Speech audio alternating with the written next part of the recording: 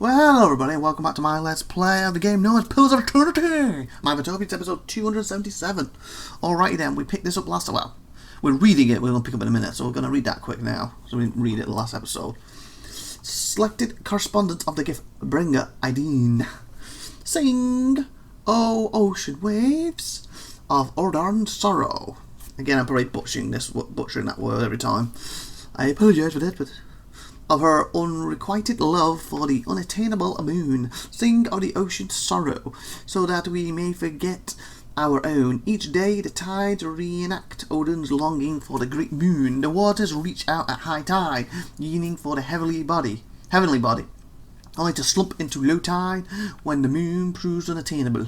You asked me once why I loved Odra so dearly, how I could go from a life on dry land to being a devotee to the goddess of the oceans. I sing of the ocean's sorrow so that I may, I'm losing my spots, forget my own. It is Odar's message that speaks to my heart. I have devoted my life to helping others discard painful memories, for that is the gift Udar gave me. When I lost my young daughter, my wife and I were inconceivable, until a gift-bearer offered to take my toddler's toys and cast them into the deepest waters. So that's what she's doing. Truth be told, I and the other gift-bearers I know have never even spoken to Udar. She is largely silent, and when she does speak, she uses floods and tidal waves instead of words. In other words, she just doesn't exist, and you're just taking natural disasters as her talking. Well done. Okay, but we sing of the ocean's sorrow so that others may forget theirs. Odan's story, the story of victory over sadness. Hela cannot force joy down a crying throat. Only Udan can give us the strength to preserve when life seems without worth. And that is the answer to your question regarding why I love my goddess dearly. Okay. Let's see if I want the moon's era. Okay, this is another... ow. Well done. Chain of hybrid. The volume appears to serve many functions. There are notes in it detailing schedules and routines at the Abbey. There are favourite passages from Odar's texts adorned with personal insight. There are also descriptions of dreams. Many seem purely symbolic, but one entry is of interest. It had been long since I dreamt of my rising, yet now with another rising soon upon us, this is the 5th time in a week. Perhaps channeled here, I can put it to rest. I am walking through the halls of silence. I feel eyes on me from all sides, angry, vengeful eyes. I arrange the panels and curl my hands into the sign of the tide. The right as the wave, the left trancing the crescent moon with my 2 outer fingers. The way opens to me. I climb the steps, and Odin's witness is installed there. The old... what the hell is that word? Aspergillum, whatever. Aspergillum. Scroll down. Set to operate the valves, I use it like a lever, and the water rises. There are angry shouts, and when I cover my ears, they are louder still.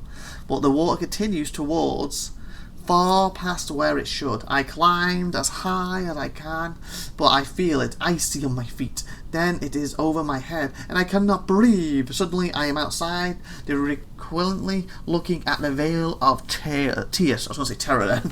Tears. The witness is in my hand. The veil parts for it. I step through to the one place in the Abbey I feel protected. Only when I pass inside, I come out in total darkness. I call for help. I'm shouting, screaming for help. There is no answer. I stop. I sit there in the dark, waiting for what seems like ages. Then I realise I don't know who I am. Okay. Just like an Ow. to go down fast. Oh my god, was this going to stop? I missed that. There we go. Record of a recurring dream with the High Avon showed him performing a strange sign before 4 panels, then retrieving a rod like a relic from a nearby device and using it to pass through a doorway of water toward a close somewhere outside the Abbey. Okay, so I need that device apparently.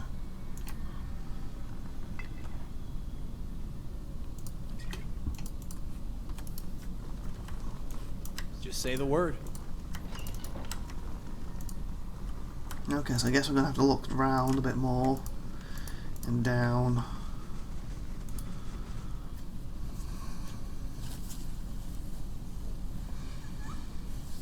Before we decide to get as much information as we can, so we don't screw this up. It'd be nice when we finish the expansion and get back to the main story, and then hopefully we finally complete the game.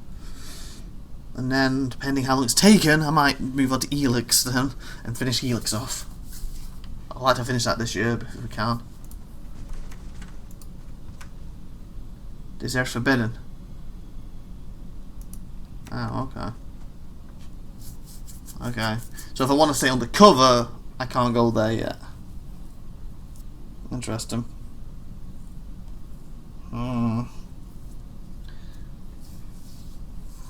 Maybe once I've done the tide saying or whatever, I'll be allowed. Or if all hell breaks loose, we can go there then, it won't matter. But wait, oh, there's one upstairs. Maybe we'll head upstairs. Come back, come back. No, that's upstairs. Oh, what was upstairs? Upstairs was close, wasn't it? So we haven't been in here apparently. This is the record. That's special. Yes. See that it is cast away with the others. Oh, what's Castaway? Deadline, poetry. Again, he has to do what we need.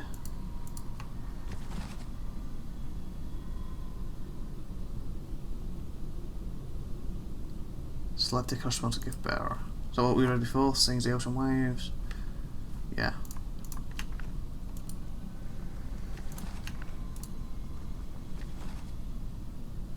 Comic-Grudge. This could be new. A gift bearer on order is travelling along the road when she meets a man in tears holding a scrap of parchment. "Why do you weep?" asked the gift bearer. "I hold here a letter from my wife. I tried to be a good husband, but the letter says that I was not, and that she has gone to seek the company of a better man. Now this is all that remains of her. Give the letter to me then," says the gift bearer. "For once you have forgotten the letter, your wife can cause you no further pain." The man gives her the letter and finds his tears have dried up. He thanks the gift bearer and leaves it at peace. The gift bearer continues on contemplating the man's story, but does not get far before she encounters an old woman in tears holding a string of beads. It's not his wife, is it? "Why do you weep?" asked the gift bearer. "I hold here a string of beads that counted the years of my daughter's life. Sickness took her while she was still a child, and she was denied the joys of full life, and I the joys of her mother. This is all that remains of her." "Give the beads to me then," says the gift bearer. "For once you have forgotten the beads, your daughter can truly rest." So basically you're making them forgetting their loves and stuff. The old woman gives her the beads and finds her grief no longer gnaws at her soul. She thanks the gift bearer and leaves at peace. Thinking of the woman's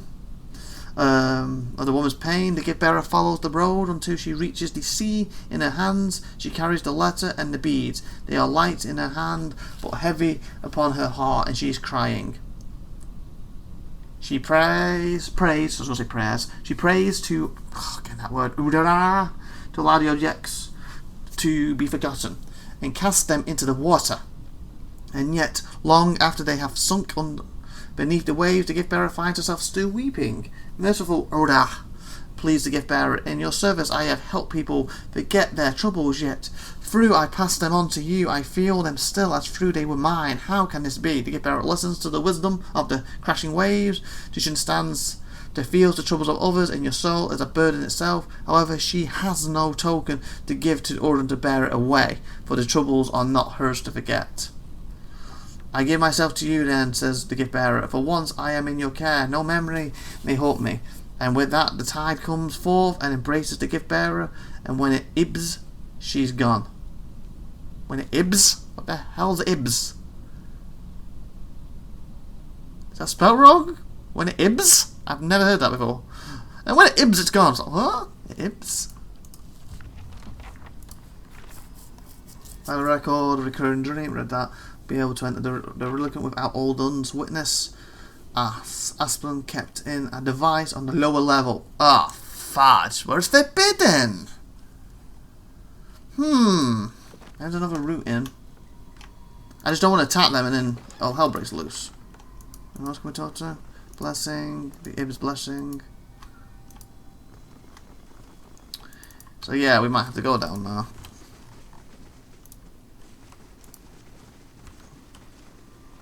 We'll try upwards first. See, that's forbidden. It seems they are warning me, and if I push it, there'll be a fight. I just don't want it. Like, if I fight them at the bottom, is that going to count for just them? And the upstairs don't know about it, or is the whole place going to know? That's the key here, isn't it? I can save and test it, but I guess I should get all the information I can before I go down, just in case. Oh. Where's this taking me? Oh! I came here. Oh, okay, so on this side. Okay, so I know I didn't check up there. Oh, it must come out of here. Oh, this is the thing they talk about passing through. I got it now. A long time ago. Sorry, keep talking. I didn't mean to interrupt you. Long time ago, that was. So, the Aban holding the witness in the veil. This is what they're talking about, isn't it? Water flows upward from a thin slit that cuts along tide of the floor. The water goes too fast. Swells and condenses when touched, forming an elastic barrier that resists any attempts.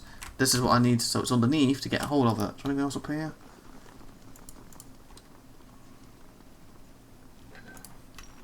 Because he did talk about different ways in here, didn't he, the guy a few episodes back? Ooh. I'm gonna grab that.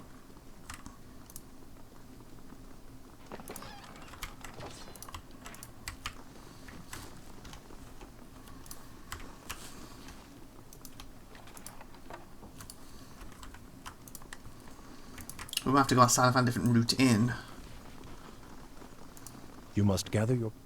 They are gathering, can't you see? They're all running directly behind each other. You must gather the party. The party was all running next to each other. They're practically kissing them that close with each other.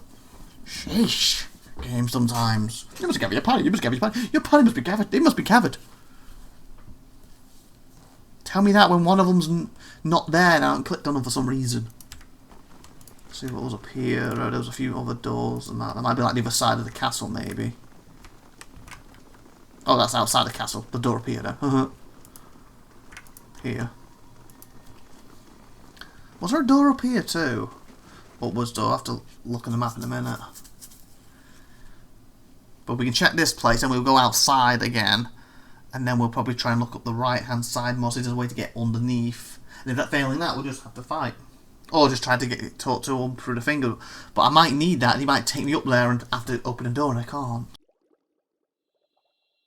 Alrighty then. So we'll have a look at this. Oh yeah, it was the other side. So really I have to look up here. There's nothing up here I need. I probably should go outside and check this corner. And then we should, if we don't find a way to get underneath, we'll have to go underneath. I have two choices actually. We'll try underneath to get the thing. Or try and do the speech or whatever first, won't I? Where's tab? Oh, there's a mirror, that's what he talked about. Oh, fudge. Expecting it to be like that. Mural is rendered on the face of the rock wall. 4 panels seem to have arranged as a story of some kind. Inspect the mural. First panel. Arthur, or Up-Enter, the end. Huh? Second panel. Sandman, the flood. I guess you got put in the right order. So the next panel. Desmond the Ibe. And the beginning. Oh, okay. I guess you just got to put them in the right order. I won't be able to enter without Odin's witness. I found a recording of a recurring dream and the Hayaman. It showed him performing a strange sign. Okay. I thought there'd be more to it, like I could actually move them around. No.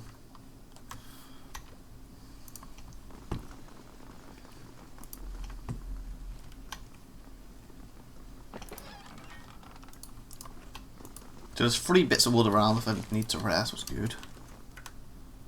If you say so. Yeah, don't blow us up, please. Got it done. Beautiful. Oh, that's the wood I already grabbed. Well, I grabbed it because I can't fit it. But you know what I'm saying. You look pale, sister. Find someone to take your place. I'll stand watch. I'd hoped I was over this illness, but Clearly not. I shall take your advice.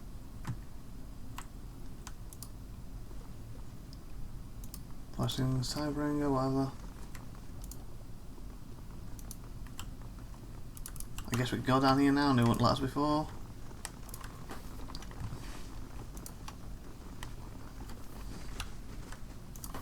What's this tape? Oh, okay, so we actually see this, so I don't mean have to go outside to get to this bit then.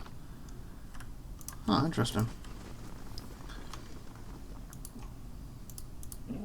Oops, done. Yeah. Gemini the line to talk to him. Not a problem.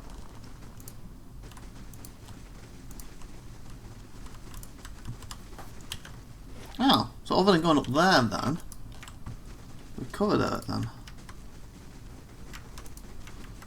Okay. Will he keep you? Blessed upon you. Okay, interesting. What was this? Copper sheen glistens under the layers of ice that cling around this giant firma. With the colours of the rainbow. Okay. And we're at 16 minutes, so we are going to end the episode here. So please like, please subscribe, please share. I've been IVATOPIA. You've been awesome. Thank you for watching. Have a great one day, and see you next time as we keep exploring. I've been IVATOPIA. Bye, everyone. Subscribe. Thank you very much. Bye bye.